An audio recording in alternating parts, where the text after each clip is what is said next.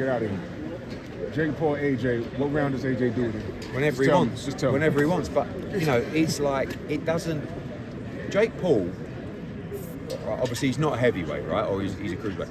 For a heavyweight, he will move well with decent speed. So it all depends what Jake Paul does. If he wants to go in there and somehow try and survive 1 round, 2 rounds, by moving around, holding, like, you know, there is a chance to do it.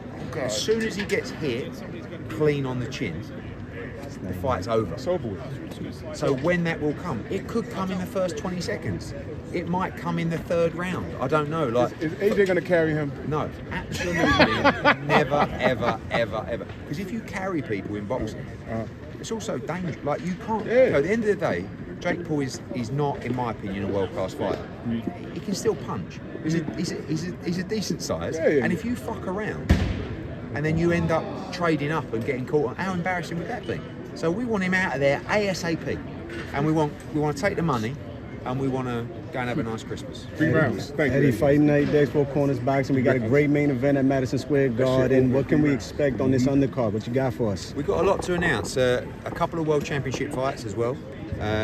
His Excellency will announce that in the next probably 48 hours. Okay. This is obviously the main event is breathtaking, but you're going to have a lot of big names on the card, a lot of important fights, and you know, which is needed in a venue like this. Was this the first choice? I mean, you got a January. You're going to be in Brooklyn. You got a heavy January. To be honest with you, for me, this is always the first choice. Okay. Like, when you walk in this place and you realise the history. I mean, I've had mixed nights here. I've had 2 Taylor Serrano fights, and I've had AJ against Ruiz. That one didn't go as well. Do you know what I mean? But, you know, for me, it's a situation where this is the perfect fight. I know there's always the debate about Teofimo and Brooklyn and whatever, but I see him as Brooklyn. Shakur's Newark, right, just up the road. I think everybody knows. And the great thing about this fight is 2 guys in their absolute prime. Do you know what I mean? They're not 2 guys that one's past it, one's coming through. They're in their absolute prime. You have a lightweight championship fight with Andy Cruz, Mortaia. We've seen you, Jay Prince, and Keyshawn having some words. Is that the discussion if Andy Cruz wins? No, he's moving up. He's moving up. You know, I think you're going to see Keyshawn at 140 or 147. Obviously, you know, those conversations there. He's with Top Rank anyway. I'm not talking about signing him. I like Keyshawn Davis. Okay. I worked with him in his first couple of fights, and I hate to see a guy with so much ability waste it. So when I see him, and I saw him at the Shakur Zepeda fight, that was when he was struggling a bit. Okay. I said, I want to snap him out of it. Do you know what I mean? And now I see him today, he looks fantastic. You can see it in his face, he's back. Okay. And I was just saying, listen, I said, you're 26 years old, right? You've got all the talent in the world. The only thing you need is the consistency. And I think people don't realise how consistent Shakur Stevenson is. If you look at Teofimo Lopez, he's like this, right? I actually think now he seems to be in a solid place. Okay. But over the years, Teofimo's been like this. And coming off the back of the Teofimo Lopez fight, Loma fight, he lost the trajectory because life gets tough. You know, when these kids start all of a sudden making a load of money, getting a load of criticism, finding fame, like, it's not easy to deal with. Fighters should look at Shakur. He's always in camp. He's never out of shape. You'll never see him out drunk. You'll never see him out doing stupid things. Not letting the money get to him. No, and because the money is secondary. Legacy is principle. And that's what I just said to Keyshawn. I said, don't worry about the money. It's very important. These guys, Jay Prince, Josh Dubin, they'll take care of that for you. Just chase greatness. And you've got the ability to do it. You've got 6 years at the top of the game. And it's all over. You will look back. Imagine how much he would kick himself in the position he's in now when he's 34, 35, going, what was I doing? Do you know what I mean? But it's hard being a young man and making that money and the madness of life. One more question. The WBC, Dalton Smith, Subriel Matias issue. How do you feel about this? So the way I feel about this is I'm so pleased I'm not the promoter because I don't get any criticism about it. I always try and give you an honest, so the issue here is that the New York State Athletic Commission, for some reason, in their rules, allow up to 0.1 levels of ostarine in their system, right? Forget the WBC. And my relationship with the WBC is always like this because I agree with things they do and I don't agree with things they do. When I don't agree, me and Maurizio will have a little, but we both love boxing and it means more to us than anything. With the Crawford stuff, I supported the WBC. And if you want to ask me about that, I'll give you my reason why. But in this situation, I also support the WBC because they don't really have much choice because the commission allow the fight. So the WBC will run their own investigation into this. But when the commission says yes, and by the way, this commission is probably one of the strictest commissions, ironically, in boxing. So the New York State Athletics Commission say, yeah. Now WADA and VADA say any level of Osterine is a no. But the commission here don't. So actually, legally, you can't really stop the fight. Now Dalton Smith's in a tough position because he's like, this guy's just failed. I've got to fight him. And if I don't fight him, I lose my shot at the title. Now what the commission will do is they have implemented extra testing from that moment to make sure that this doesn't happen again. And every fighter should be allowed to give their opinion and reason for that happening. So it is what it is. We're in the fight. We're still going to win the fight, but it probably didn't play out in the way we'd like it to. Thank you, Eddie. See you in New York Yeah, all mate. January. Yeah. Hey, that was my follow-up there. Sorry, for the longest time, the fight was supposed to be Gervonta versus Shakur. Do you think that Teofimo will actually give Shakur a more difficult fight than Gervonta? I think that they're both outstanding fighters. I think Teo is a bit of a maverick, right? He's very awkward. He's very athletic. He can do some, and I think he rises to the occasion. But Tank's probably, I don't know, maybe a bigger fight, a bigger puncher. Sometimes he can be a bit temperamental and up and down. But all those guys, they're all brilliant. I think we're in a brilliant period now. Where we talked about Haney, obviously Boots, Virgil Ortiz, Teofimo Lopez, Shakur, Tank. Like these are, you've got Richardson Hitchens over there. These are young fighters that are extremely talented. Andy Cruz, so many more. Diego Pacheco fights this Saturday. Another one, I know not in the same division, but a young man. Yeah. Do you have any small update about the whole Virgil Ortiz and Boots thing? Only that we're talking to Golden Boy. We've had a lot of conversations with Golden Boy. We're under a lot of pressure Are from. they going well then? I guess not. No, they're not. They're not going badly. But it's just like when you see all of a sudden Rick Merigian and Virgil Ortiz saying we've not had any conversations about this fight. We're like, I don't understand this.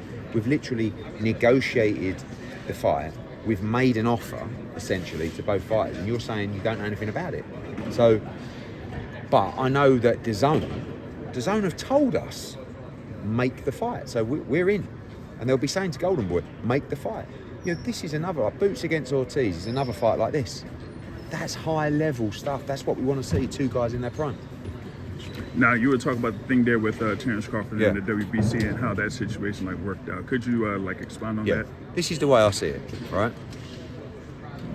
Whether you agree with the level of sanction fees or not, and a lot of what the WBC takes in sanction fees, they put into various different programs for retired fighters, for the WBC testing program, for a lot of different stuff. Do I think $300,000 is a lot of money? Yes, I do. Right? Now, he knew how much he had to pay before the fight. This wasn't a surprise. If you look at his video of all the WBC belts, he knows exactly what he's got to pay. He just didn't agree with it, right? But what you can't do is go through with the fight, knowing he would have received an invoice before the fight, because they always make sure, everybody sends them before the fight, right? They have a so percentage you've got of it. the time. But what he decided to do was go through with the fight, call himself undisputed, which he deserved, amazing fighter, and then not paid a bill. That's wrong. You just skipped on the bill. That's wrong. basically. Yeah. Now people's argument with that was, well, it's too much money. Maybe. But in fact, what the WBC probably should have done, but they're very trustworthy, especially in fighters of that position, is go, we want them, maybe the money has to be lodged. Do you know what I mean? Because the whole point of the value of the fight was it being undisputed. Yeah, right. And the value of the fight to Terence was him becoming a 3-division undisputed champion. You see him with his belts, undisputed. You can't say WBC, I don't care about it, but I care about being undisputed, because that's part of it. Do you know what I mean? Yeah. So what should have happened is before the fight, the WBC should have said, got confirmation, but they don't. They've never done that before. They just expect the fighters to pay, follow the rules of the sanctioning body. This has never been done before. Exactly. I've never known a situation where a guy's won an undisputed title, fought for the belt, having known what he's got to pay, and then gone, you know what? Actually, I've decided I'm not going to pay you. See you later. Do you know what I mean? Yeah. Which, listen, I don't disagree with all of Terence's points, but I just feel like you can't go through with it knowing what the bill is, and then parade it everywhere, and then go, no, I'm not paying the bill. Fuck you. What's your input? There was to be a rematch, right? At the end, Canelo had elbow surgery. Do you think that really had like a major impact on like the outcome of the fight? No, I think Canelo's just getting a bit older, and I think he's carrying a lot of injuries, and I think he's very war torn. Yeah, and I think that ultimately he's not going to be physically what he once was. He's the ultimate competitor, so he'll always want to run it back. But unfortunately for Canelo, Crawford is 38. He's not really a 38-year-old in terms of physically how he operates in the ring, is he? He looks like a guy that's in his prime. He don't look like a guy who's slowing down. And you know why? Because he's lived a life. And he's a great example to young fighters, the consistency that he has. And same with Shakur. In terms of rematches, right? His two recent losses was against Bivol and Crawford. From a boxing standpoint, what would be more intriguing for you to see, a rematch with Bivol or Crawford?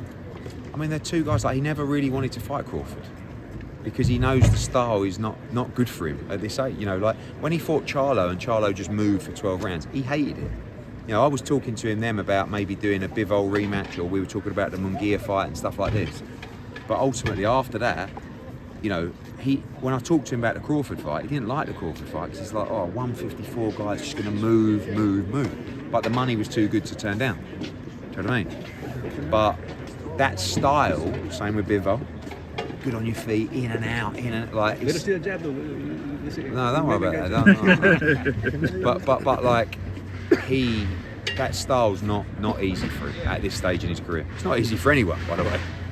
Now talk about this fight January 31st, right? Like you talk about those styles there with Teofimo Lopez and Shakur Stevenson. Like, what do you see here from Shakur Stevenson that will pose a problem there for Teofimo Lopez? Like, his fight against Sandor Martin, talking about Teo, or like a Jermaine. Do you know what it Ortiz? is? Teo rises to the occasion. Okay. So Teo is very good in the big moments, right? Notably, of course, the Lomachenko fight, even the Josh Taylor fight, and when he's not motivated, he's not as good. He'll be 100% motivated in this fight. Do you know what I mean? So you'll get the best Teofimo Lopez. So just wanted to shift gears real quick.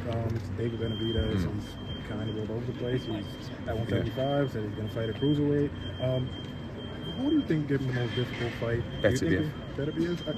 I mean, And Bivol. I mean, Bivol is so difficult to beat, but the best fight for me, Beterbiev against Benavidez. I think style-wise, that is an absolute thriller. Well, I was actually talking about also at 75 and up to cruiserweight, because to me, I think it's the time that will give him the most. Yeah, for sure. Yeah. No, but I think, for entertainment, you've got to remember, Benavidez isn't really a cruiserweight. I mean, up at 175, I think that's a good weight class for him, but you can still, he's not aesthetically gifted. Like, we all feel his pain. Do you know what I mean? But you're right. You're rich.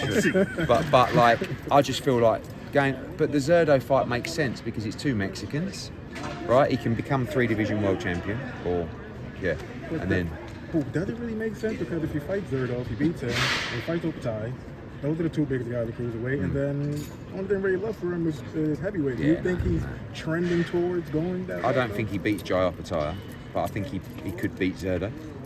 But I'm not so sure. Listen, it's a good fight. It's a good fight for Mexican boxing. I'd like to see him try and take the big fights at 175. All right.